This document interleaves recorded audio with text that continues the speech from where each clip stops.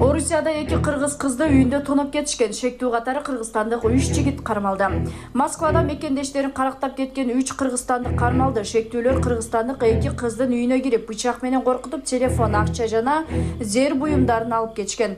Ички иштер министрлиги кармалгандар Россияга иштегени барганын, учурда алардын башка кылмыш иштерине тиешеси бар жогу текшерилип жаткандыгын билдирди.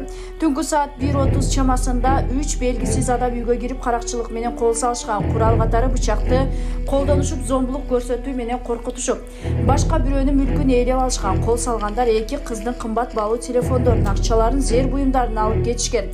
Белгисиз адамдар өз аракеттери менен жабырлануучуларга олуттуу материалдык зыян келтиришкен. Биздин жарандардын арыздары Москва шаары боюнча полиция бөлүмүндө катталган. Жабырлануучу кыздар Кыргызстандын 1998 жана 2000 туулган жарандары болушат.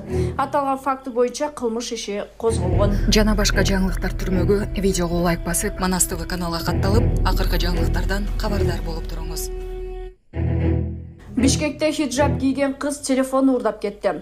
Милицияга ишиң түшүп барсаң, кайдагы бир шултоолорду айтып, карапайым элге жардам бергиси келбейт. Ал эми чоңдордун тааныш туугандарына шыйпалаңдап куйругун ойнотуп калат. Айланайын милиция кызматкерлери, силердин айлыгыңар ошол элдин эсебинен кетип жатат. Чоңдордун чөнтөгүнөн берилип жаткан жок. Алган айлыгыңарды актап, ырыскыңарды адалдап жегиле, актап жегиле. Урматтуу Москвадагы мекендештер, сиздерге таза жана оригинал документтер керек болсо, сиздерге Абдуталип мырзаны сунуштайбыз. Алдыңыздарда турган бардык документтерди бат жана таза жасап берет. Регистрация 3 айга, 9 айга, продление 3 айга, 9 айга таза жана ишеничтүү базасына жооп берет. Аманатка кыянат жок. Связь жана WhatsApp номер +7 916 044 66 24. Кызматыңыздарда Абдуталип.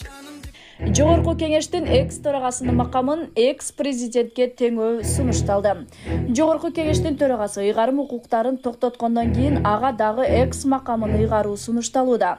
Бул тууралуу мыйзам долбоорун депутат Нуржигит Кадырбеков менен Замирбек Мамасыдыков коомдук талкууга алып чыкты.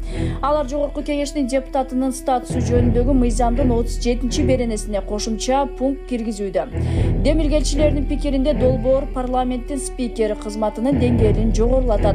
Ага ылайык жогорку кеңештин жетекчиси экс-төрага наамына ээ болуп, аны өмүр бою сактайт. Ал акысыз медициналык тейлөөгө, дипломатиялык паспортун алууга, аэропорттордун, темир жол вокзалдардын жана бекеттердин расмий адамдары жана делегациялары үчүн залдарды акысыз пайдаланууга укуктуу.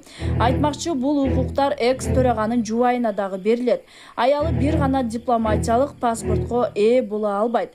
Парламенттин мурдагы төрагасы кайсы бир айып менен соттолсо гана макамы жоготот.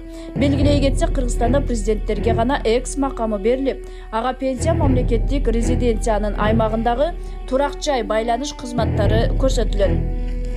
Анын үй бүлөсү бир гана бекер медициналык кароодон өтө алат.